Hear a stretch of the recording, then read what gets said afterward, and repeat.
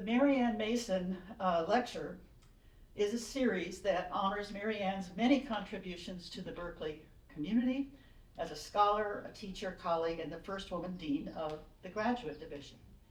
And I first want to thank Mary Ann's family for establishing this lecture series at the Women's Faculty Club. And I want to introduce her daughter, Eve Ekman, who will give a few remarks briefly about Mary Ann and another part of this lecture series, and then I'll come back to introduce Paul Fass.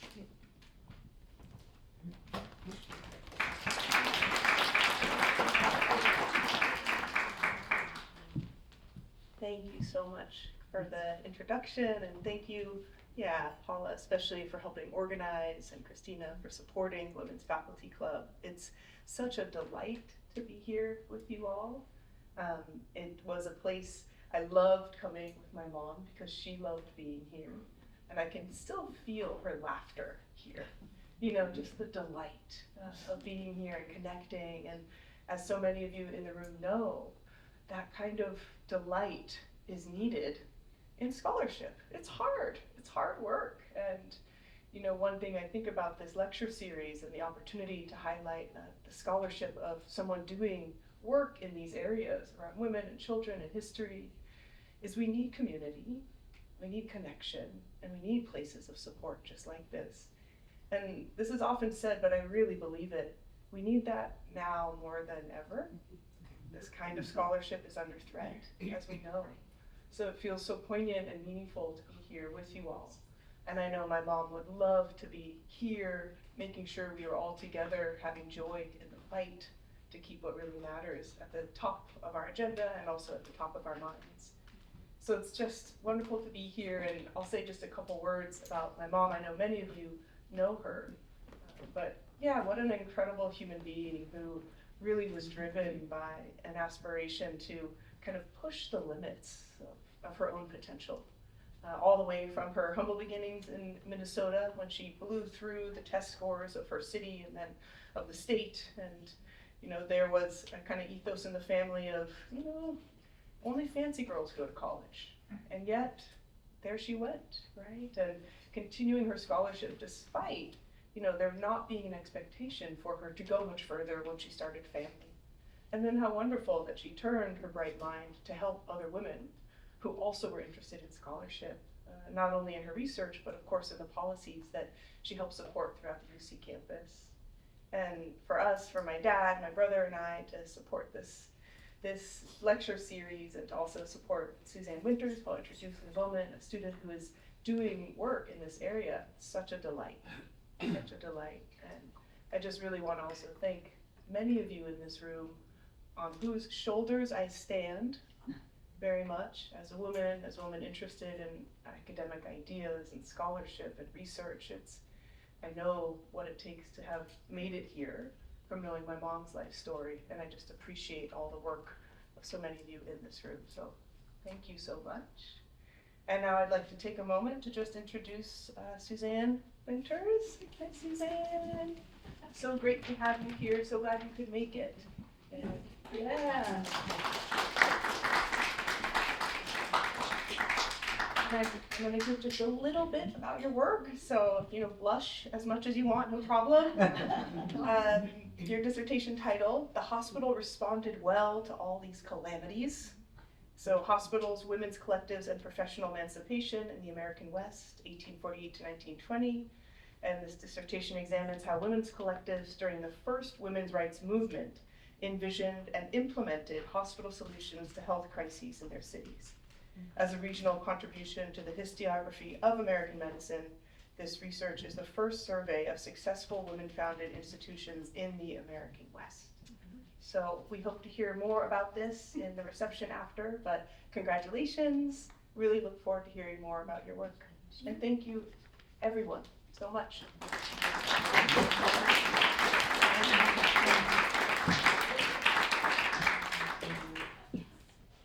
Thank you, Eve. It really is a special kind of thing to have this series in honor of Mary Ann here at the Women's Faculty Club, and not only bringing in a faculty professor who has done work in areas that meant a lot to her, you know, to give a talk, but also to have money to support graduate students like Suzanne doing the new kind of research. It's just that it's really means a lot to all of us. So now we get to the main event. And this is a talk by Paula Fass, the Margaret Byrne Professor of History, Emerita. And I have to say, I only got to know Paula, well, when we both began sort of the retirement phase of our careers at a party. And we discovered that we had both joined the Berkeley faculty way back in the 1970s, when women faculty had almost become extinct, to quote Sue Word and Tripp on that the number of women faculty in the late 60s had dropped so much that it was almost down to about 3% of the faculty. And so in the 70s, there began to be a change in many departments to try and hire women in this. And this was before officially affirmative action. So sometimes it was a little awkward dealing with all of this. But at any rate, we discovered that, we told each other our stories about it, and realized some themes, but also differences. And we realized that we also had a large cohort of other women on campus who were faculty who had come at about the same time, or a little bit later on that, and that they had stories to tell. So when we did that, we thought to ourselves, why don't we interview them? So Paula and I, for the last couple of years, have been here in the Women's Faculty Club upstairs in the lounge, interviewing all kinds of women from different backgrounds and different departments about what it was like back in the 1970s. May I point out that was like half a century ago. Well, it's been a great experience, and I think that only one regret or wish that I have is that somehow I had met Paula earlier than 40 years after we came here. It was really, wish I'd known her sooner. But Mary Ann Mason was very lucky in that regard, because she and Paula did meet up much earlier, and they were friends and colleagues for many, many, many years. So actually Paula is the perfect person to give a Mason lecture. So let me say a little bit about her. She was born in Germany. She was the child of 2 Holocaust survivors. She and her parents immigrated to the United States when she was about 3 and a half, I think, yeah. And they settled in the New York area. So her early life was clearly as a New York gal. She went to college at Barnard and got her PhD at Columbia with Richard Hofstadter. And even her first academic job was in the New York area, in New Jersey, not too far away, across the river in Rutgers. But then she got a call about applying to a job in Berkeley. And so she decided to, take the call and go do an interview. And as she told me, it was in the winter in February, I think, and it was snowing, it was icy, it was cold. She had to borrow a fur coat. She got on the plane. She got off in California, and it was 74 degrees. It was sunny. Trees were blossoming, flowers in the garden, and she was just going, fairy tale, her Dorothy moment there on that. And she obviously aced the interview, and she got the job. She came in 73, and she's been here ever since. That was the thing that I think that a lot of us realized, that winter was the best time for us to recruit people from the north or from the east. We had special stuff. So her amazing 50-year career has been noteworthy in a lot of ways in terms of firsts. She was one of the first social historians. For those of you who don't realize this, at that time, the standard was to be a political, economic historian. People weren't looking at social kinds of issues. It wasn't really necessarily a field yet, and so forth. She was also a founder of the History of Children. She is the author of a wide range of books, and most recently, The End of American Childhood, A History of Parenting from Life on the Frontier to the Managed Child. She has received many, many awards for her work. She's been a major contributor on the news, of all kinds of news media, on matters of childhood and family and parenting. And her talk today is entitled Collaboration and Creativity Across Traditional Boundaries. So please welcome Paula Fass.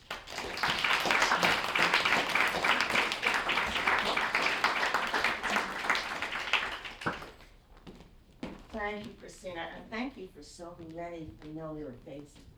I'm going to be talking about friendship, and seeing my friends here is a joy. I mean, truly a joy. I'm delighted to see so many people that I love. Many of you have seen the little brochure about Mary Ann, so you get a little outline of her life. And what I want to do today is to enrich that by talking about my relationship with her, which was many faceted. As many of you know, she and I were very, very good friends. And we spent many delightful times here at the Women's Faculty Club eating lunch. Many of you may have seen us there. We were especially interested in sitting on the terrace, but it wasn't the only place we had lunch. We had lunch in lots of places around Berkeley and other places as well. Mary Ann was especially partial to eating at the Claremont Hotel and skates on the bay. And there was a reason for that, and she was commuting in from San Francisco, and those places were easy to access as a result. So we spent many lunches there. Our families got to know each other, and we traveled together, and I'll say more about that in a little while. As a result, we came to very much value, I mean, my husband and I, Jack Lesh, our friendship with Paul Ekman, who is not here physically, but he's here online, right? So, Paul, my husband Jack and I were often at their house for special events like New Year's, birthdays, and other celebrations, and at restaurants as well. I very, very much miss those wonderful times. What you may not know is that Mary Ann and I were collaborators, and that together, as a result of that collaboration, we helped to create a new area of research and teaching, which I will call, for the sake of simplicity, the history of children, though it is a far broader and more encompassing area than that. So I want to spend some time beginning this afternoon talking about that field and our role in helping to define it. And I mean ours, really. But first, a bit of background about the unusual scope of Mary Ann's knowledge and talents, and how she brought that combination to our collaboration and to our friendship, because the two, the collaboration and the friendship, blossomed together to such an extent that it's very difficult for me to separate them out, as I hope will become clear. Mary Ann was a history major at Vassar College, where Carl Degler, who subsequently had an important career at Stanford, recognized her talent and encouraged her to continue on to graduate school. Degler was one of the first historians to understand the importance of studying women historically. For various reasons, Mary Ann chose to go to the University of Rochester, at the time a powerhouse in American historical studies, and innovative in having faculty that taught the history of slavery and the history of labor. At Rochester, she worked with Herbert Gutman, a central figure in the newly developing area of social history, about which I'll say some more, and a founder of the field of labor history. He also wrote a monumental book on the Black family and slavery and freedom. At Rochester, Mary Ann wrote a dissertation on women and the legal custody of children and the evolution of custody law from its patriarchal origins in colonial times. I mentioned both Degler and Gutman because these two historians were important in moving historical studies out of its earlier confines, centered, and this is somewhat of an exaggeration, but centered on white men and on the public sphere. Both of these historians, not incidentally, made major contributions to family history, and it was family history out of which both Mary Ann and I began our historical adventures. But Mary Ann was much more than a historian.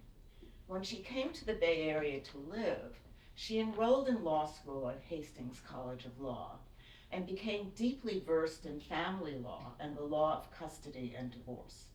She taught in these fields and set up a legal clinic at St. Mary's College, where she taught hundreds of women about laws applicable to them and how to help themselves and others through a variety of legal issues. Many of these women went on to become paralegals. Marianne also wrote a book on self-help for women on legal issues. It was her first publication. Then, to top it off, when Marianne was appointed to a position at Berkeley, she came neither to law nor to history, but to the School of Social Welfare. In developing her teaching there, she immersed herself in the materials related to the interface between the state and women and children. She also quickly joined and helped to lead a critical interdisciplinary seminar on the family, which she founded with Phil Cowan, who's here, from psychology, and the law school's Steve Sugarman. I cannot emphasize enough how this group that became the Berkeley Family Forum was fundamental as a campus resource that crossed conventional boundaries of disciplines. A rich cauldron of different forms of knowledge, the group was made up of legal scholars, historians, economists, public health experts, and people from public policy. If I remember correctly, the first couple of our meetings had Janet Yellen there as well. It was typical of Marianne to move easily among different disciplines and professions, and to seek out the significant intersections of these fields. She was never just a serene academic, happy to keep plowing away at one thing until it bottomed out, but restless in her attempts to understand the subjects of her interests and commitment.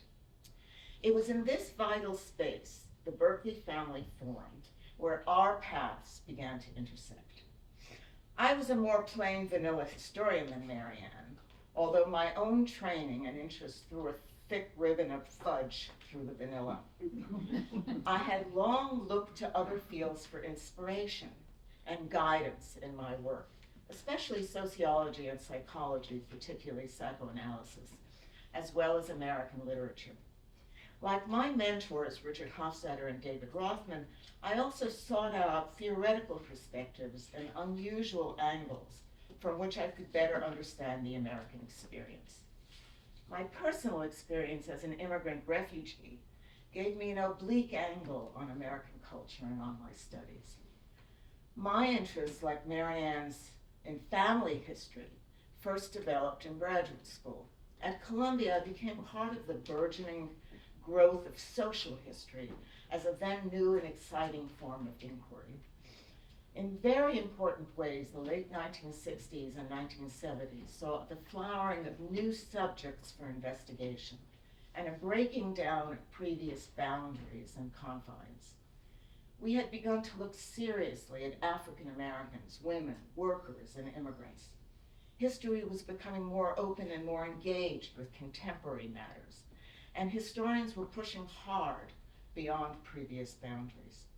Both Marianne and I were part of and inspired by these developments and by the new social science emphasis that also was part of the social history we were trained in by our mentors, especially by Herb Gutman and David Rothman. For both of us, the multidisciplinary family forum was a hothouse of ideas and smart people from many parts of the campus who came to present their work, to exchange ideas, to read books, and eventually to write 2 books of essays about family life together. And these books of essays, of which I have the first here, were not just a hodgepodge of papers. We would come together twice a month and exchange our papers with each other, exchange and make comments on it, which were then incorporated, and so that the papers were meant to speak to each other and not just to be a pot of papers. In this context, Marianne and I hit it off right away, and we took our interests beyond this initial arena. Usually we had lunch or dinner together before the meeting. Initially, we met in the afternoon, so we'd have lunch. Eventually, these seminars became a kind of book club that met at various members' houses in the evenings. Marianne was always the first to hold the meeting at her house, which was in San Francisco, Eve will remember, up on the hill near the medical school where Paul was on the faculty. Increasingly, we met apart from the group as well. During those times, we explored each other's personal histories. We came from very different backgrounds. She was a Catholic schoolgirl from small town Hibbing, Minnesota. I, a refugee Jew who grew up in New York City, really in small town Brooklyn. In some ways, these differences made our conversations all the more meaningful and compelling. We had come together around mutual intellectual interests that grew from our very different personal drives, but that together helped us to realize that we both were willing to take chances, to push boundaries, and to ask new and challenging questions. We also discovered how much we had in common as mothers and wives, as teachers and scholars. At one lunch, at an Italian restaurant on University Avenue, I think it was called the Veneto, it no longer exists. At some point in our wide-ranging conversations, I mentioned to Marianne that we might be poised on the verge of a new field of inquiry on a subject that had been largely ignored despite the expanding terrain of historical studies. While we had looked at workers, at women, and a variety of minorities, we had never sought to examine children as historical subjects in their own right, not as parts of families or as dependents on their mothers or as students in schools. Marianne saw it immediately. She had worked on children's custody issues, I on youth culture and youth. In both of these, we had ventured to ask how children and young people did or did not express themselves independently of the adults around them, and how they might have interests that did not align with those adults. But in each case, these were parts of something else, of the law in her, for Marianne, of educational institutions, largely in mine, and of the family in most cases. Why not shift the spotlight, move boldly onto the young as legitimate, indeed necessary subjects of inquiry in their own right? And as was typical of Marianne, she exuded confidence that it could be done. Where and how do we start, she asked. So I suggested that we get together weekly. We were doing that in some way anyway, and to bring documents of children's lives and experiences from the past and from the present. We needed to immerse ourselves in these and to see where these took us, see if there was a field to create. We began the very next week, and for many, many weeks afterwards. We met in her office at Haviland Hall with source materials that we exchanged with each other. Gradually, we began to bundle these together into categories: children at work, children at school, children without parents, drawn from her social welfare experience, children in the state, children's sexuality, from my interests in youth sexuality, and my growing concern at the time with the sexual exploitation of children that I was witnessing as I was writing about child kidnapping. We talked and discussed and added and subtracted. Our own work informed our joint work, and in turn was influenced by what we were gathering. We also drew on the work of others, those from the forum, those from other people that we knew in our various professional lives. Once we had a set of categories and a set of documents, some from psychology, some from case law and historical writings, but also many primary sources on slavery, children at work, divorce and custody, we thought that the way to promote this as part of a new field was to publish. First thing that occurs to academics. I began to talk to several publishers who were excited by the idea of being on the ground floor of a new specialty. I should note that this subject was something brewing among other scholars as well, which is what I had said to Marianne, who began to form an organization to promote the study of childhood, and I was part of that organizational work. We finally got a contract with New York University Press.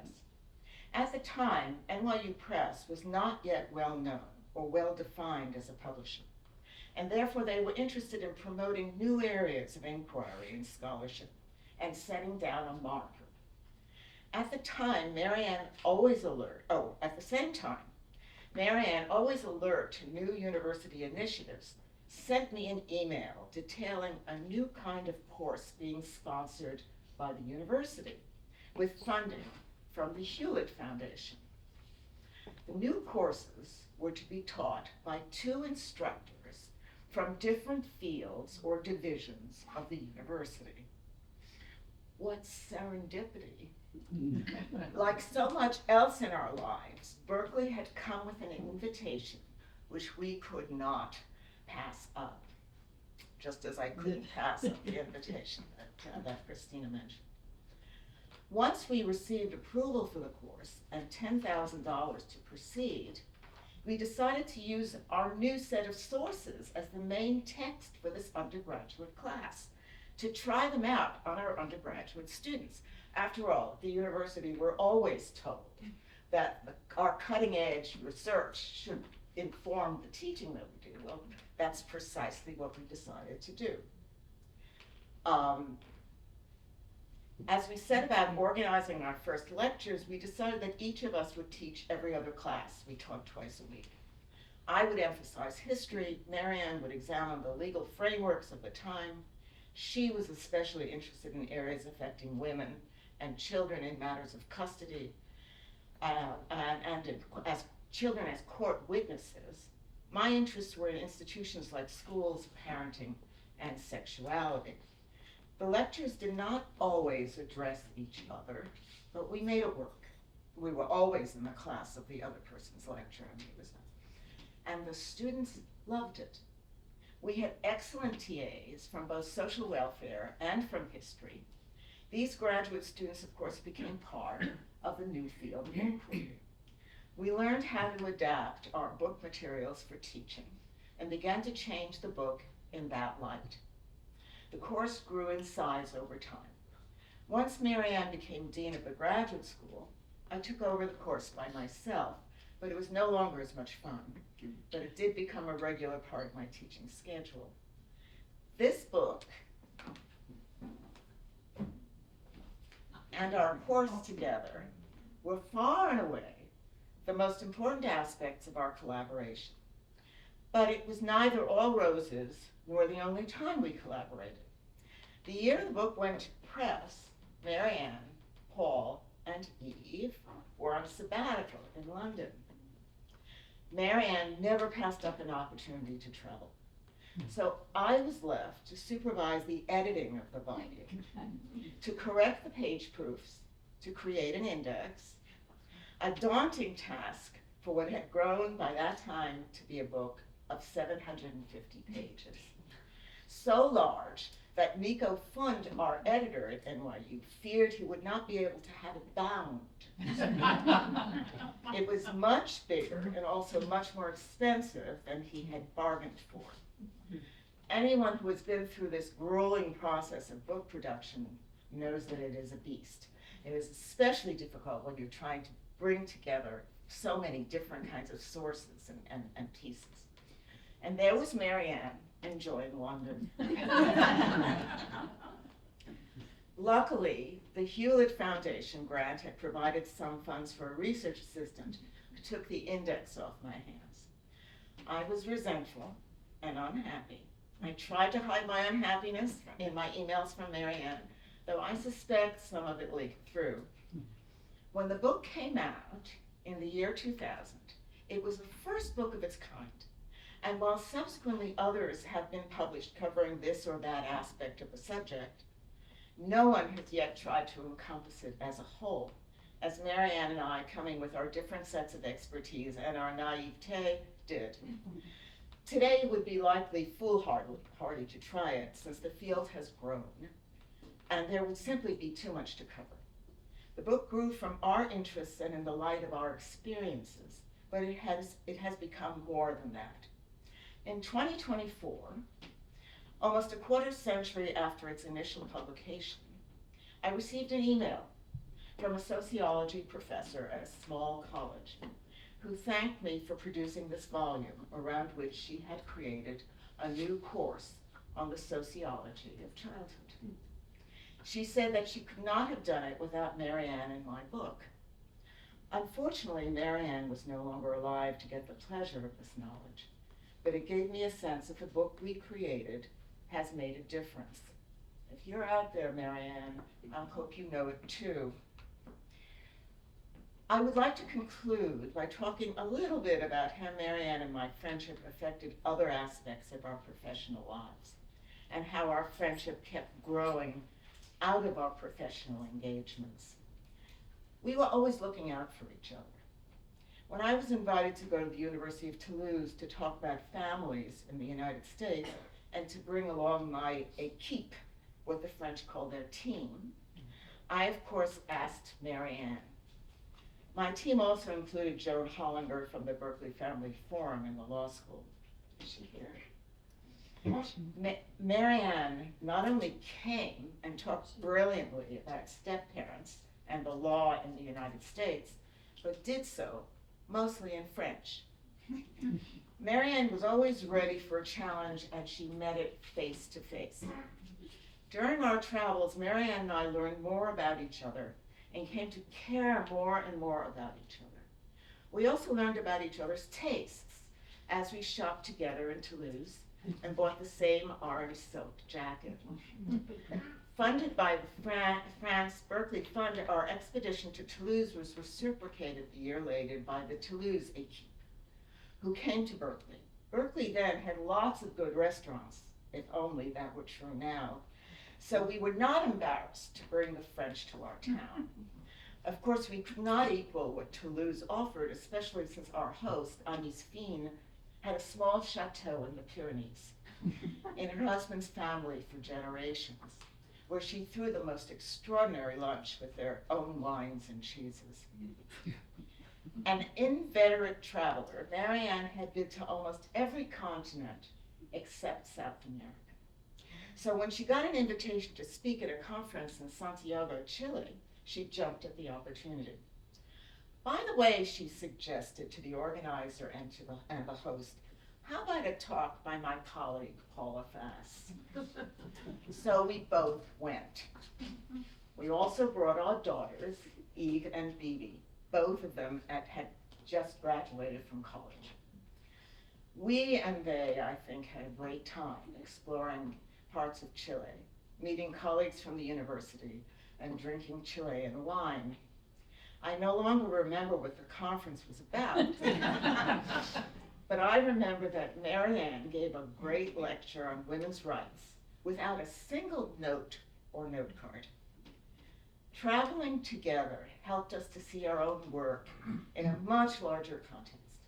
Our interest in children, law, and families now had a broader international dimension, which I would subsequently pursue in other work.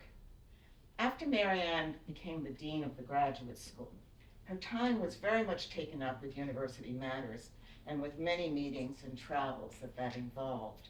In fact, I remember her showing me her BlackBerry, one of the first people to have. She was inseparable at that point from her.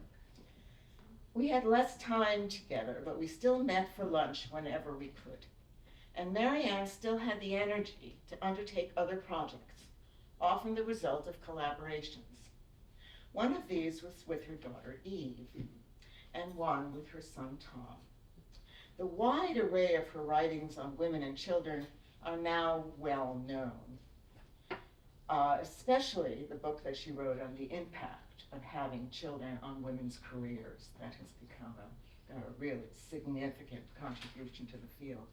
Less well known was the fact of her collaboration on a novel, which she created and wrote with her good friend Lynn Kaufman, who is here with us today.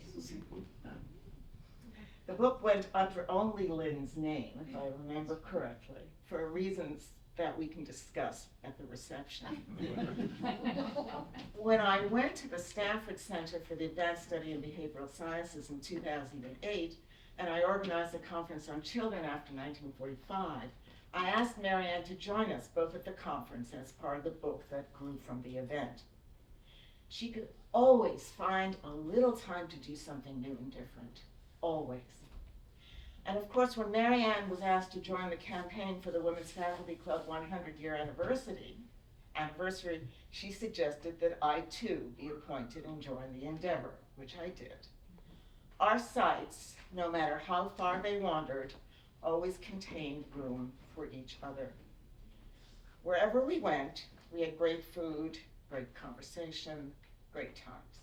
We shopped together, not only in Toulouse, but in New York and in San Francisco. It was Marianne, with her very different background, who urged me to write about my Holocaust Jewish family. And she read an early version of the manuscript.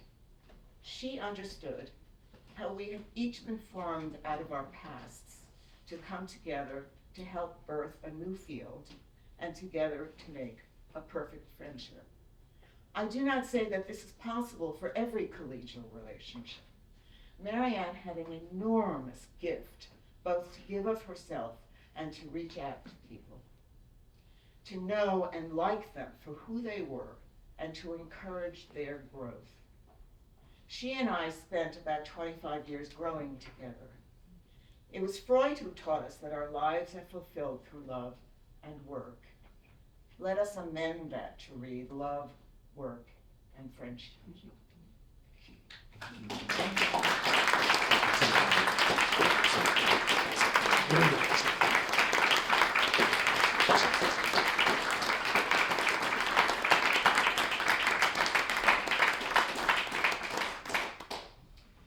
So, Lynn, would you like to say, Marianne, we were friends for even longer than we were friends?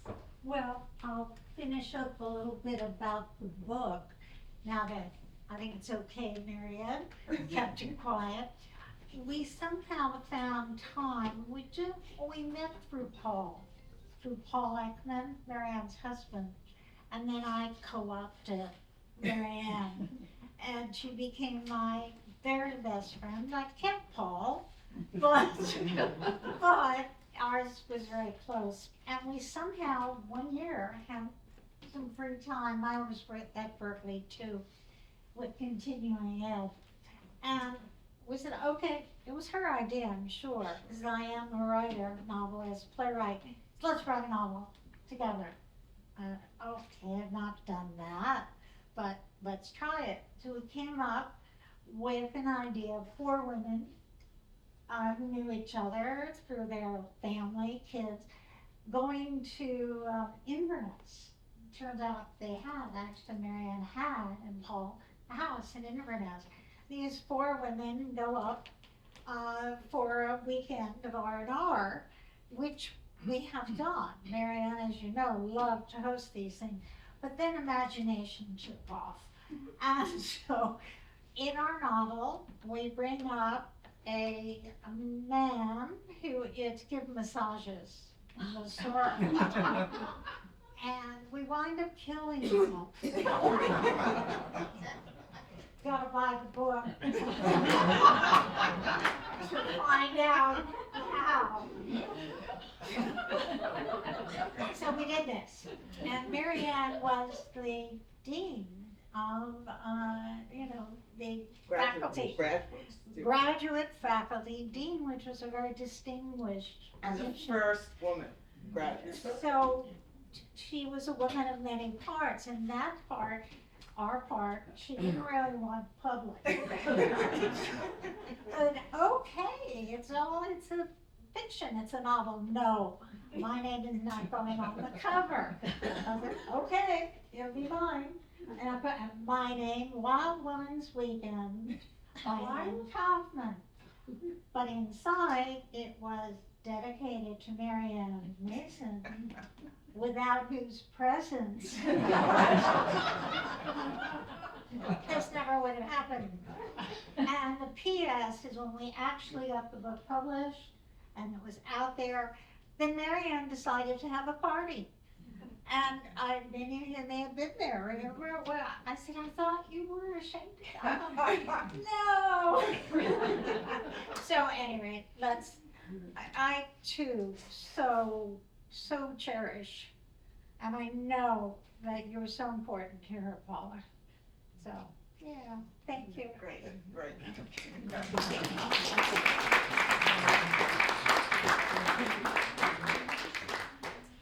Well, Marianne would want us to party. So we do have a reception after this, unless you have any questions, I'm happy to try to answer them. Yes, Eve? It's really wonderful to hear this, Paula, like, and understand a bigger holistic understand of this collaborative relationship. It's really inspiring, and I'm just curious from your side, what makes this possible? Like, how can this happen for people, especially in different disciplines? It's not very common. It isn't, you're right. I think I tried to suggest how special this was. I mean, we came out of a particular time when things were happening within history that made various kinds of boundary challenging things possible. We also ourselves were willing to take chances. Okay, and we revved each other up. I mean, that's that lunch that we had at the Veneto, where you know you kind of suddenly you see it and you're willing to work on it immediately. I mean, with the very next week we came together and started working on it. And Marianne never turned down a challenge. I mean, you know that. And so, and I was willing to kind of go along. Remember, there was that streak of fudge in my vanilla. So we, and I had already been doing various things on the edges of the history of childhood. So there was it was a particular context, particular people, and our friendship was able to survive a lot of things. And I that is heavily because of the kind of person that Marianne was. And so if you're thinking of doing a collegial thing, and you're doing it with a friend, make sure it's the right kind of friend. Because you know, these things can press against all kinds of relationships. And ours not only endured, but what was remarkable was that it really flourished as a result. That our interests and our friendship grew together.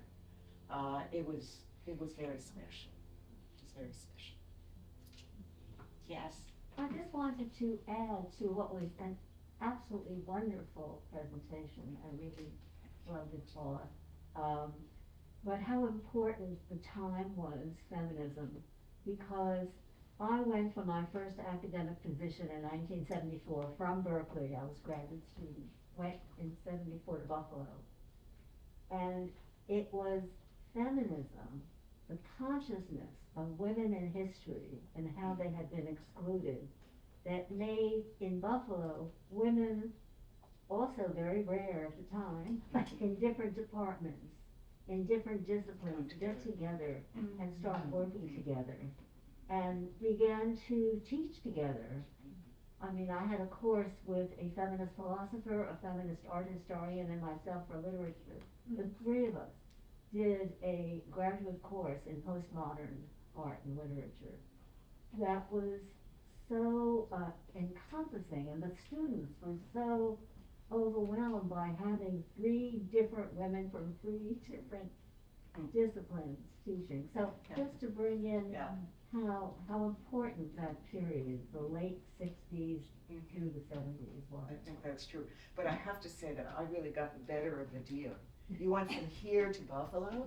I went from Rutgers.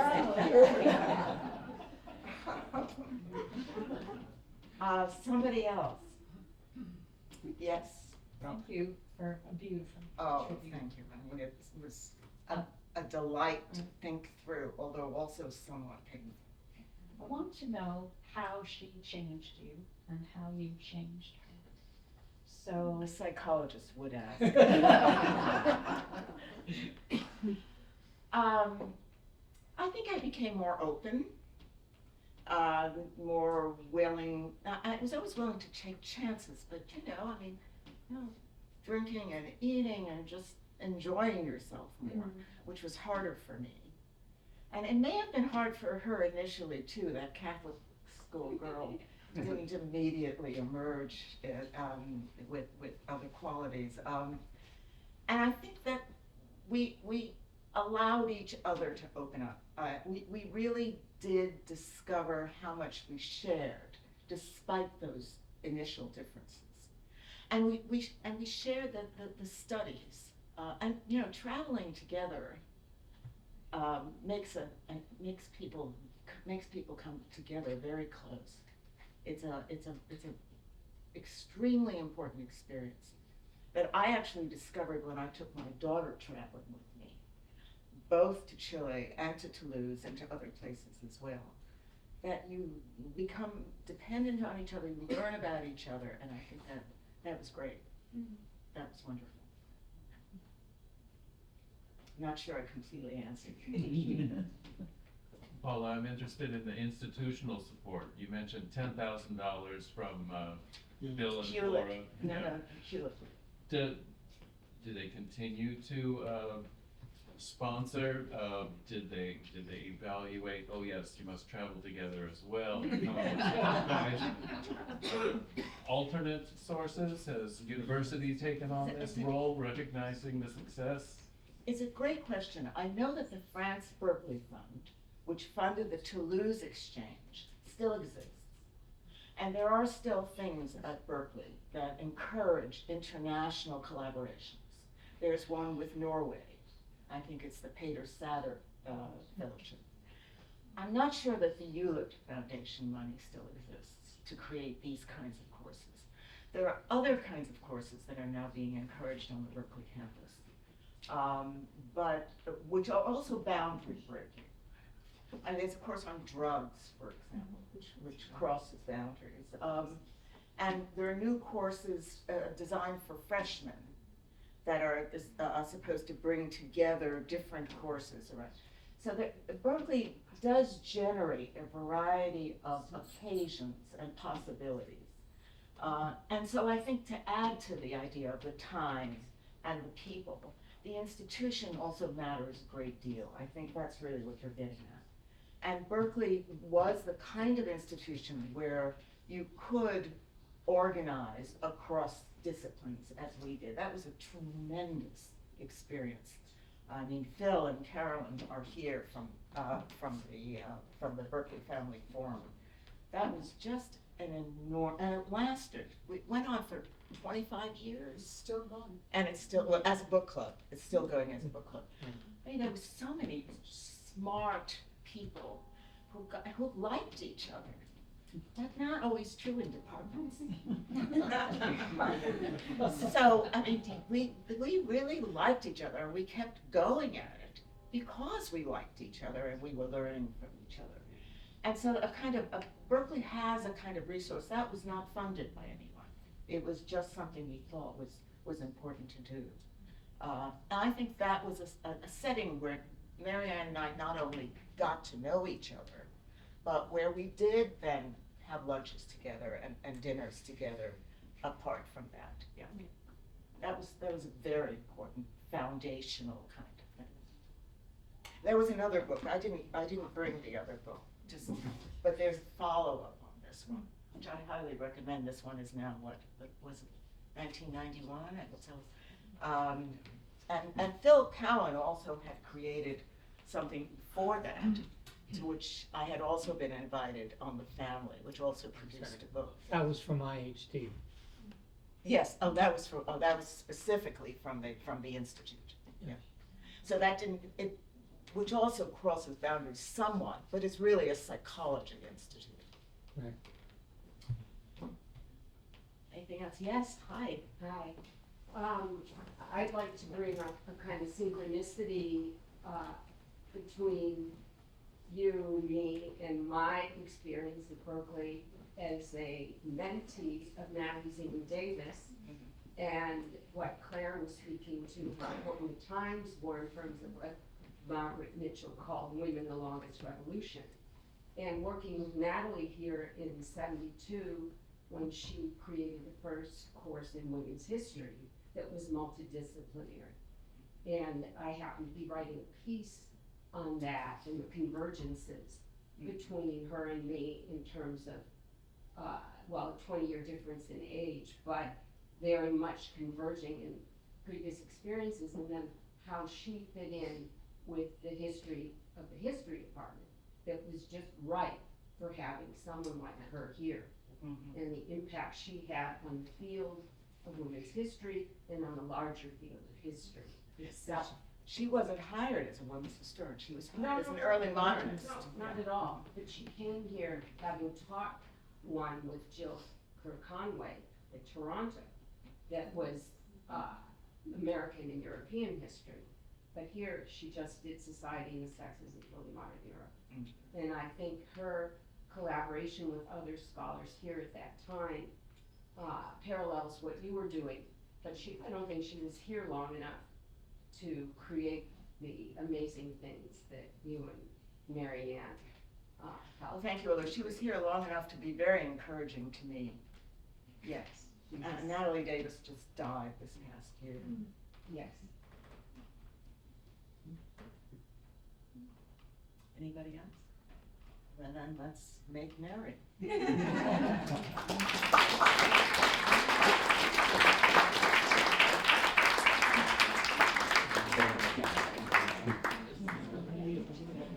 Please come and join us at the reception. Eat cake. And maybe you can have more discussion going on. This is Yes. Great, thank you.